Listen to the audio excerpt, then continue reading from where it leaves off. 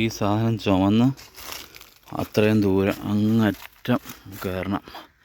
അപ്പോൾ സുഖമില്ലാത്ത ആളൊക്കെ കയറണമെങ്കിൽ എന്തായിരിക്കും അവസ്ഥ? അപ്പോൾ നമ്മുടെ വീട്ടിൽ സുഖമില്ലാത്ത ആൾക്കാരുണ്ട്.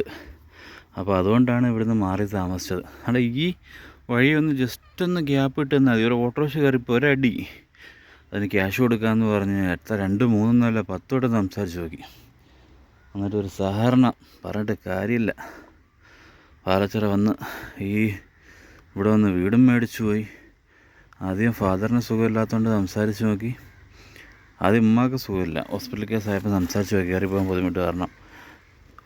അങ്ങനെ എടുത്തോണ്ടും കാര്യങ്ങളൊക്കെ പോയി.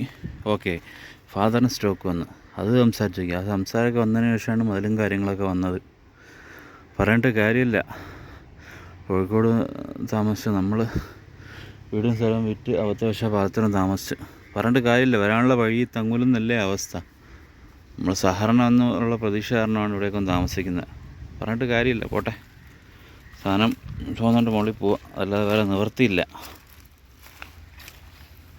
അല്ലേ. ഞാൻ തോളത്തിപ്പം സാധനം ചുമന്നുകൊണ്ട് പോവുക. ഇതേ അവസ്ഥയാണ്. ഒരു സുഖമില്ലാത്ത ആൾ വന്നാലും നമ്മൾ തോളത്ത് ചുമന്നുകൊണ്ട് മുകളിൽ കയറി പോകണം. അപ്പം നമുക്ക് ബെറ്റർ ഓപ്ഷൻ എന്ന് പറഞ്ഞാൽ വീട് മാറി താമസിക്കുക. അല്ലെങ്കിൽ ഒരു ഓപ്ഷന് ഈ പ്രോപ്പർട്ടിയുള്ള ആൾക്കാർക്ക് സംസാരിക്കുക. അതെല്ലാം ചെയ്ത് നോക്കി. എന്നിട്ട് മനസ്സിന് അലിവില്ലാത്ത ആൾക്കാരടുത്ത് എന്ത് പറയാൻ? ഞാൻ കേട്ടിട്ടുണ്ട്, മനുഷ്യനായാൽ മനസ്സിനകത്ത് എന്തെങ്കിലും അലിവുണ്ടാവുന്നു. ആ സംഭവമൊന്നുമില്ല. പറഞ്ഞിട്ട് കാര്യമില്ല.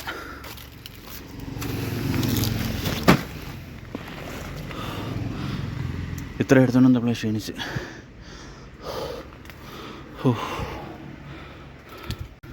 പിന്നെ ഒരു കാര്യം കേട്ടിട്ടുണ്ട്, മരിച്ചു പോയി കഴിഞ്ഞാൽ മനുഷ്യൻ 6 അടി മണ്ണിന് അവകാശമാണ്.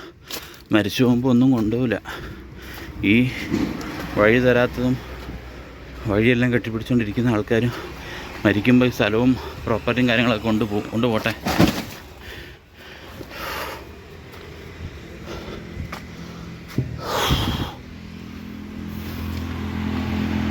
ഒന്ന് മാക്സിമം വീഡിയോ ഷെയർ ചെയ്യുക. ആരെങ്കിലും എന്തെങ്കിലും നിയമപരമായിട്ട് അങ്ങനെ എന്തെങ്കിലും സപ്പോർട്ട് ചെയ്യാൻ പറ്റുമെങ്കിൽ അത് ചെയ്യാം. സുഖമില്ലാത്ത ആൾക്കാരാണ്, സർട്ടിഫിക്കറ്റും കാര്യങ്ങളെല്ലാം കയ്യിലുണ്ട്.